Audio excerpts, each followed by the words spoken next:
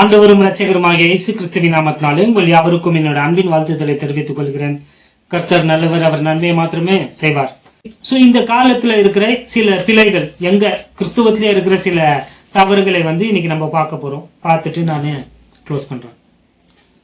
பிழைகள் என்ன பிழைகள்? கிறிஸ்துவத்தை குறித்ததான அல்லது இயேசு கிறிஸ்துவினுடைய போதனையில இருக்கிற சில எரர்ஸ், பிழைகளை குறித்து நம்ம பார்க்க போறோம். என்ன அந்த தவறுகள்னு பாத்தீங்கன்னா, இந்த தவறுகள் எல்லாம் ஏன் ஏற்பட்டுச்சுன்னு பாத்தீங்கன்னா, லேக் ஆஃப் ஸ்டடி.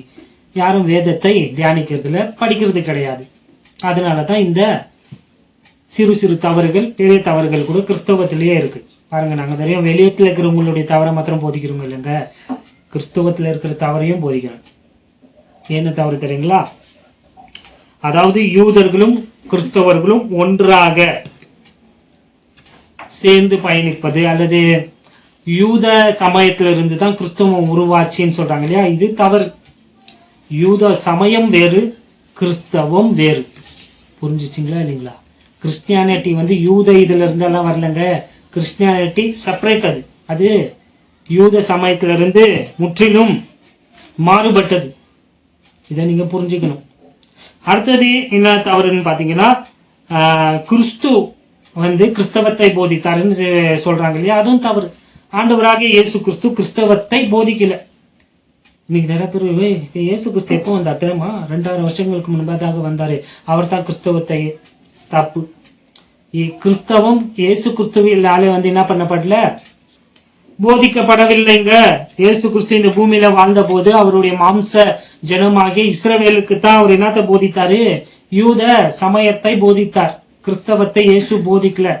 இது தவறு. நிறைய பேருக்கு ஷாக்கிங் இருக்கும். திருப்பி திருப்பி கேளுங்க, நான் சொல்லியிருந்தெல்லாம் உங்களுக்கு புரியும். இயேசு கிறிஸ்து கிறிஸ்தவத்தை போதிக்கவில்லை.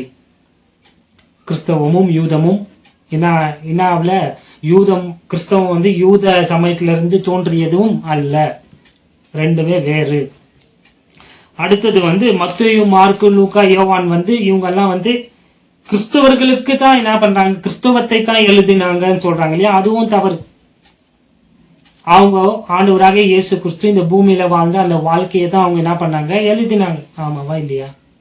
கடந்த முறையை நான் சொன்னேன், லூக்கா சுவிசேஷ நூல். அவர் சொல்றாரா இல்லையா, லூக்கா இயேசு கிறிஸ்து செய்யவும் உபதேசிக்கவும் துவங்கின அனைத்தையும் நான் என்ன பண்ணிருக்கிறேன் உங்களுக்கு முதலாவது வால்யூம்ல எழுதியிருக்கிறேன்னு சொன்னாரா இல்லைங்களா, லூக்கா சுவிசேஷ நூல். இயேசு கிறிஸ்துவனுடைய இந்த பூமிக்குரிய வாழ்க்கை வரலாறை தான் இவங்க 4 பேரு எழுதுனாங்க. கிறிஸ்துவத்தை குறித்து அவங்க எழுதல. இதுவும் தவறு. அடுத்தது இந்த உலகத்துல வேதத்துல ஒரே ஒரு சுவிசேஷம் இதுன்னு போதிக்கிறாங்களா, அதுவும் தவறு. வேதத்துல ஒரு சுவிசேஷத்தான் இதுன்னு வேதமே சொல்ல, இது இவங்களுடைய கற்பனை. வேதத்துல ராஜ்யத்தின் சுவிசேஷம் இருக்கு. அதை யோவான் ஸ்நானகன் ஸ்டார்ட் பண்ணாரு, இயேசு கிறிஸ்து போதித்தாரு. இயேசு கிறிஸ்துக்கு அப்புறம் அவர்களுடைய சீடர்கள் போதித்தார்கள். அதை தான் அப்போஸ்தலர் நடவடிக்கைகளும் போதிச்சுட்டு இருக்கிறாங்க. அதை தான் தியானிக்க போகிறோம். இது இன்ட்ரடக்ஷன். இது முடிச்சுட்ட அப்புறம் அடுத்த பாடத்துல இருந்து. அதுவும் தவறு. வேதத்துல 2 சுவிசேஷம் இருக்கு. ராஜ்யத்தின் சுவிசேஷம் இருக்கு, கிருபையின் சுவிசேஷம் இருக்கு. இந்த காலத்துல ராஜ்யத்தின் சுவிசேஷத்தை போதிக்கிறவங்க ஜனங்களை வழி விலக செய்யறாங்க, தப்பா லீட் பண்றாங்க. இதுதான் உண்மை. புரியுதுங்களா இல்லைங்களா? ஜூடைசமும் அதாவது யூத சமயமும் கிறிஸ்தவத்தையும் ஒன்றாக கலந்தெல்லாம் இப்ப பேசுறவங்க ஜனங்களை தவறாக வழி நடத்துறாங்க. அடுத்தது என்ன தவறுன்னு பாத்தீங்க, என்ன பிள்ளை பாத்தீங்கன்னா, இவங்க எப்ப பார்த்தாலும் எங்களை பார்த்து கிருபையை போதிக்கிறவங்களை இவங்கன்னா எப்ப பார்த்தாலும் பவுலுன்னு போதிக்கிறாங்க. பவுல் எக்ஸ்ட்ரீமுக்கு போறாங்க இல்லையா, அது தவறுன்றாங்க. தவறு கிடையாது. ஏன்னா அப்போஸ்தலனாகிய பவுல் யாருக்கு அப்போஸ்தலன்? புறஜாதியாராகிய நமக்கு அப்போஸ்தலன். கிறிஸ்துவின் சரீரமாகிய சபைக்கு ஒரே அப்போஸ்தலன் யார் தான்? அவர் தான். அவரை பின்பற்றினா கிறிஸ்துவை அவங்க பின்பற்றும். பவுலே சொல்றாரு இல்லையா, அப்போஸ்தலனாகிய பவுல் எவ்வளவு இடத்துல இதெல்லாம் நான் எபேசியர் இன்ட்ரோடக்ஷன்லயே 300 போய் பேசியிருக்கிறேன், கேட்டு பாருங்க. திருப்பி நேரத்தை வீணாக்க விரும்பல. அவர் சொல்றார், நான் கிறிஸ்துவை பின்பற்றுவது போல நீங்கள் என்னை பின்பற்றுங்கள். பேதுரு, யாக்கோபு, யோவானெல்லாம் கிறிஸ்துவை எப்படி பின்பற்றினாங்க? அவரை இந்த பூமியில அவரு வாழ்ந்தார் இல்லைங்களா, அதை வைத்து அந்த ராஜ்யத்தினுடைய போதனைகளை வைத்து பின்பற்றினார்கள். ஆனா அப்போஸ்தலனாகிய பவுல் வந்து இயேசு கிறிஸ்துவை பார்த்ததே கிடையாது இந்த பூமியில வாழ்ந்த போது. அவருடைய டீச்சிங்ஸ், அவருடைய ராஜ்யத்தின் போது உபதேசங்கள் எல்லாம் இவருக்கு தெரியவே தெரியாது. புரிஞ்சுச்சா இல்லைங்களா? அதனால அப்போஸ்தலனாகிய பவுல் இயேசு கிறிஸ்துவை வெளிப்பாட்டினாலே தான் என்ன பண்ணார், பின்பற்றினாரு. நாமும் கூட அவரை கிறிஸ்துவை எப்படி தான் பின்பற்றணும், வெளிப்பாட்டினாலே தான் பின்பற்றணுங்க. மாம்சத்தின்படி அவரை பின்பற்ற கூடாது. அவரே சொல்றாரு இல்லைங்களா, மாம்சத்தின்படி நம்ம இயேசு கிறிஸ்துவை அறிந்தோம், ஆனா இனி நம்ம அவரை மாம்சத்தின்படி இயேசு கிறிஸ்துவை அறிய வேண்டிய அவசியம் இல்லை. உங்களுக்கு ஆதார வசனம் கொடுத்தாதான். கொரிந்தியர் 2 கொரிந்தியருக்கு எழுதின நிருபம், 2 Corinthians chapter 5 verse 16 பாருங்க. ஆகையால் இது முதற்கொண்டு நாங்கள் ஒருவனையும் மாம்சத்தின்படி அறியோம், நாங்கள் கிறிஸ்துவையும் மாம்சத்தின்படி அறிந்திருந்தாலும். இப்போ மத்தேயு, மார்க்கு, லூக்கா, யோவான் எல்லாம் படிச்சா நம்ம இயேசு கிறிஸ்துவை மாம்சத்தின்படி அறிஞ்சிட்டோம்.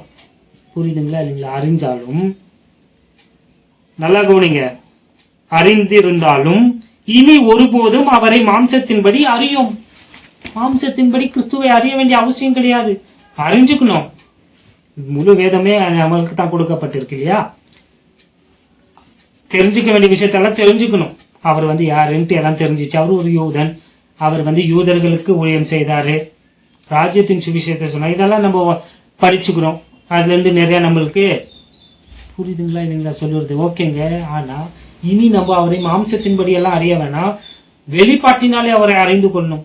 ரோமர் 16ஆம் அதிகாரம் 25வது வசனத்தின்படி அவரை நம்ம அறிந்து கொள்ளணும். எப்படி? கடவுளாக, அவர் சகல சிருஷ்டிக்கும் எஜமானராக.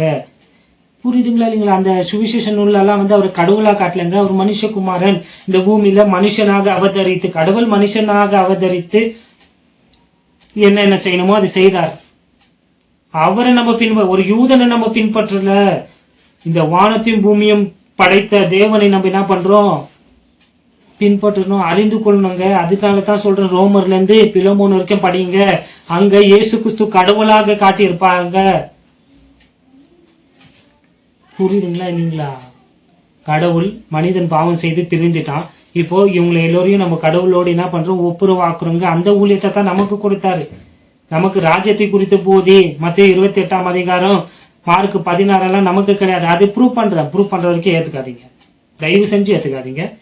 அடுத்த பாடம், அதுக்கு அந்தாண்ட பாடத்துல ப்ரூவ் பண்றோம், அப்புறம் வேற என்ன பண்றது சொல்லுங்க. ஒருவேளை நீங்க வேதத்தை கிளியரா படிக்கிறவங்களா இருந்தா, என்னை ஃபாலோ பண்ணியிருந்தா இப்பயும் உங்களுக்கு தெரிஞ்சுட்டு இருக்கும். ஆனா சிலருக்கு வந்து அவங்களுடைய மனக்கண்கள் வந்து மூடப்பட்டிருக்கிறா தெரியாது. பரவாயில்ல, நான் அதை சொல்றப்போ நீங்க வந்து என்ன பண்ணுங்க, ஏத்துக்கங்க. புரியுதா இல்லைங்களா? ஸோ இந்த தவறுகள் எல்லாம் வந்து இது தவறு கிடையாது. இது வெறும் பவுலை நாங்க பின்பற்றுறோம், பவுலை போதிக்கிறது தவறு கிடையாது. அடுத்தது பாத்தீங்கன்னா, இந்த யூத சமயமும் இந்த கிருபையின் காலத்துல ஆண்டவர் வந்து இந்த மோசேயின் பிரமாணத்தையும் இந்த கிருபையின் காலத்தோடு அதை சேர்த்து என்ன பண்றாரு, புறஜாதியாருக்கு வாழ்வின் வழியை கற்றுத்தராருன்னு போதிக்கிறது தவறு. இன்னும் புரியும்படியா சொல்லணும்னா, அதாவது கிரேஸ் லா பிளஸ் கிரேஸ், பிரமாணத்தையும் கிருபையும் நம்ம வந்து ஒன்னா மிக்ஸ் பண்ணி போதித்தா அதன் மூலியமாக விசுவாசிகள் வந்து பலப்படுவாங்க. புரியுதுங்களா இல்லைங்களா? அவங்களுடைய இது பாருங்க, என்ன தப்பா போதிக்கிறாங்க பாருங்க. இத ரெண்டுத்தையும் மிக்ஸ் பண்ணி நம்ம என்ன பண்ணலாம், பக்தி விருத்திக்காக, நம்மள கிறிஸ்தவர்களுடைய வளர்ச்சிக்காக நம்ம யூஸ் பண்ணலான்ட்டு போதிக்கிறது தவறு. கிருபையும் பிரமாணமும் எப்பவுமே ஒன்னா சேராது, சேர்க்க கூடாது, மிக்ஸ் பண்ண கூடாது. ரோமர் 6ஆம் அதிகாரம் 14வது வசனம், நம்ம நியாய பிரமாணத்திற்கு கீழ் இல்லாமல் கிருபைக்கு கீழ் இருக்கிறோம். ஆமாவா இல்லைங்களா? சோ ரெண்டுத்தையும் மிக்ஸ் பண்றாங்க இல்லைங்களா? அது முற்றிலும் தவறானது. ரெண்டும் மிக்ஸ் பண்ணி ஒரு மதத்தை உருவாக்கலாம்னு நினைக்கிறாங்க. இன்னைக்கு யூதர்கள் கூட அப்படித்தான் நினைக்கிறாங்க. வாங்கப்பான்ட்டு சேர்த்து ஒரு மதத்தை, யூத சமயம் வேணும்னா மதமா இருக்கலாம், கிறிஸ்தவம் மதம் கிடையாது, அது ஒரு மார்க்கம். கிறிஸ்தவம் எது மேல மாத்திரம் தான் நிக்குது, விசுவாசத்தினால் மாத்திரம்தான் நீதிமானாய் மாற முடியும் என்பதின் மேல நிக்குது. ஆனா யூத சமயம் வந்து நியாய பிரமாணத்தை கை கொள்ளுகிறதன் மூலியமாகத்தான் நீதிமானாய் ஆக முடியும்ன்ற அந்த இது மேல நிக்குது. புரிந்து கொள்ளுதல் மூலம், புரியுதுங்களா இல்லைங்களா? அந்த நம்பிக்கை மேலதான் அது நிக்குதுங்க. அதனால நீங்க என்ன பண்ணிடாதீங்க, ஏமாந்து போயிடாதீங்க. இதெல்லாம் தப்பான போதனைகள் கிறிஸ்துவத்துல இருக்கிறது. உங்க பாஸ்டருங்க எல்லாம் இப்படி போதித்தா அதெல்லாம் தவறு, அப்படியாக போதிக்க கூடாது என்பதுதான் வேதம். அதுதான் வேதத்தை நல்லா பகுத்து பிரித்து நிதானமா போதிக்கணும். இந்த காலத்துல வாழ்ற எல்லோரையும் ஆண்டவர் நியாயம் திருக்க போறது எப்படித்தான்? அப்போஸ்தலனாகிய பவுல் பேசின போதித்த அந்த உபதேசத்தை வைத்துத்தான், அந்த சுவிசேஷத்தை வைத்துத்தான் ஆண்டவர் என்ன பண்ண போகிறார்? நம்ம எல்லோருமே இந்த 2000 வருஷமா காலத்துல வாழற எல்லோருமே நியாயம் திருக்க போறாருன்ட்டு ரோமர் 2ஆம் அதிகாரம் 16வது வசனத்துல இருக்குங்க. சோ இந்த காலம் கிட்டத்தட்ட நிறைவேற போற அந்த காலகட்டத்துல இருக்கிறோம். எப்போ வேணும்னா அந்த சம்பவம் நடக்கும். அதாவது கிறிஸ்துவின் சரீரமாகி சபை எடுத்துக்கொள்ளப்படுங்க, கிருபையை கொடுக்குற அப்பவே தயவு செஞ்சு அதை ஏத்துக்குன்னு ரட்சிக்கப்பட்டிருங்க. நீங்க செய்ய வேண்டியதெல்லாம் ஒண்ணுதான். என்ன? ஆண்டவராகிய இயேசு கிறிஸ்து ஏன் பாவத்திற்காக மரிச்சார்? ஒருவேளை ஆண்டவரை ஏற்றுக்கொள்ளாதவங்க, புதுசா இருக்கிறவங்க யாருன்னா இருந்தா, இப்ப நான் சொல்றது அப்படியே நம்புனீங்கன்னா நீங்க ரட்சிக்கப்படுவீங்க. ஆண்டவராகிய இயேசு கிறிஸ்துவே நான் ஒரு பாவி, இதை சொல்லுங்க. சொன்னீங்கனாலும் ஒன்றும் உங்க வாயில அறிக்கை செய்யறது ரொம்ப நல்லது. ஒரு சிலர் கன்னடாலையும் கேட்டு இருக்கிறாங்க, எனக்கு அது வரல. பாருங்க, என்ன பண்ணும்? ஒத்துக்குங்க, நீங்க ஒரு பாவி தான். உலகத்துல இருக்கிற எல்லா மனுஷனும் பாவி தான். நான் ஒரு பாவி. ஏன் பாவத்திற்காக நீங்க கல்வாரி சிலுவையில மரிச்சீங்க, அடக்கம் பண்ணப்பட்டீங்க, 3ஆம் நாள் உயிரோடு எழுந்தீங்க என்றத நான் என்ன பண்றேன்? நம்புறேன் அப்படின்னு சொல்லுங்க. உண்மை சொந்த ரட்சகராக என் உள்ளத்துல நான் ஏத்துக்கிறேன்னு சொல்லுங்க. நீங்க இதை ஜெபிச்சிருந்தீங்கன்னா, உண்மையிலேயே ஜெபிச்சிருந்தீங்கன்னா நீங்க ரட்சிக்கப்பட்டீங்க. உங்களுக்கு பரலோக ராஜ்யம் காத்துட்டு இருக்கு. நீங்க செய்ய வேண்டியதெல்லாம் என்ன?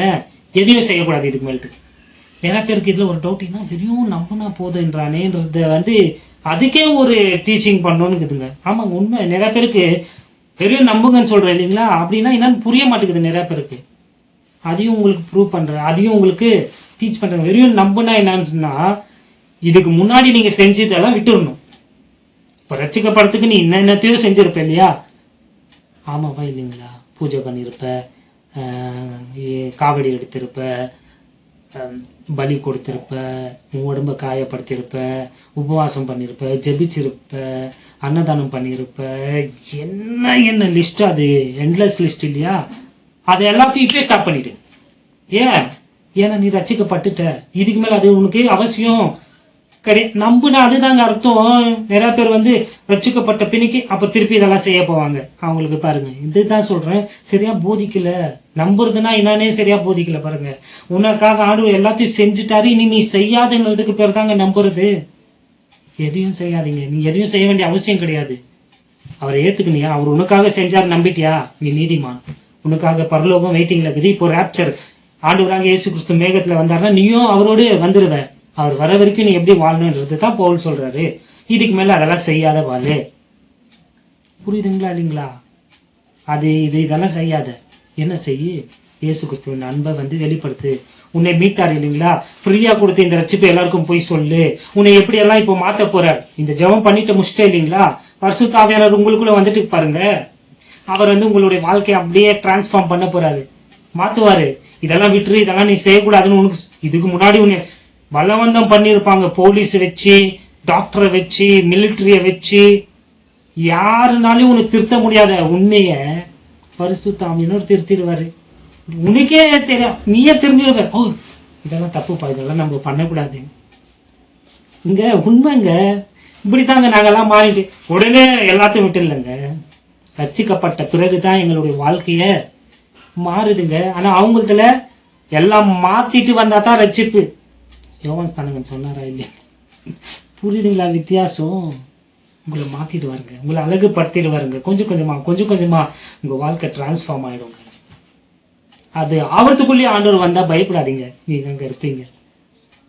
புரியுதுங்களா? நீங்க ஒரு அற்புதமான ஆண்டவராக இயேசு கிறிஸ்துவின் போதனையை சரியா பிரித்து போதிக்காம எல்லாத்தையும் மிக்ஸ் பண்ணி தவறா போதிச்சுட்டு இருக்கிறாங்க சபைகளில் இல்லைங்களா? அவருடைய கடந்த கால போதனை நமக்கு இல்லை, அது தீர்க்க தரிசனம். தற்போதைய போதனை, நிகழ்கால போதனை, கிருபையின் போதனை அது நமக்கு. நம்ம போயிட்டு பின்னைக்கு அவருடைய எதிர்கால வருங்கால போதனை அது எதோடு சம்பந்தப்பட்டு இருக்கு? கடந்த கால போதனையோடு சம்பந்தப்பட்டிருக்கு. ஏன்னா சொல்லப்பட்ட பாதி நிறைவேறுச்சு, இன்னும் பாதி அப்பதான் நிறைவேற போகுது. புரியுதுங்களா? பரிசுத்த ஆவியானவர் இந்த வார்த்தைகளை கொண்டு உங்களுக்கு ஊழியம் செய்வாராக. ஆண்டவராகிய இயேசு கிறிஸ்துவின் கிருபையும் சமாதானமும் நம் அனைவரோடும் இருப்பதாக. ஆமென்.